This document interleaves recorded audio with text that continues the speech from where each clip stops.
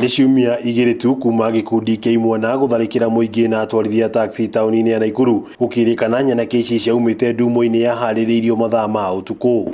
Of the said event did not take into account that their targeted group, owing to these line performers, will require maximum security. That in such an event, no underage child should have access as reported.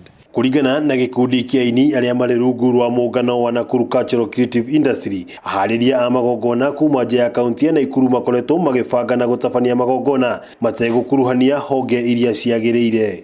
Investors arĩa marenda ku-invest na event cia gũkũ muno, at least 30% or 40% magakorwo mara involve mũiniroko nigetha tutige kuona maũndũ marĩa marahanika. Such events, ladies and gentlemen, continue to share the entertainment industry in bad light, hence spoiling the business born out of this industry. So when you are coming here, you should consider us, na wakati to consider, don't treat us like others. Make sure mmetupatia same treatment. Kurumĩrĩra tharĩkĩra ĩno, kamanda wa borithi kaunti-inĩ ĩno Stephen Matu nĩ arutire mũkana wa kũgiria magongona na ndumo cia ũtukũ. Support the proposal by the county commandant that all event organizers must forthwith inform and involve security agencies and get clearance from the county commandant. Handũ-inĩ ha Kameme TV kuma kaunti ya Naikuru, rĩtwa rĩakwa nĩ Wang'ombe wa Maina.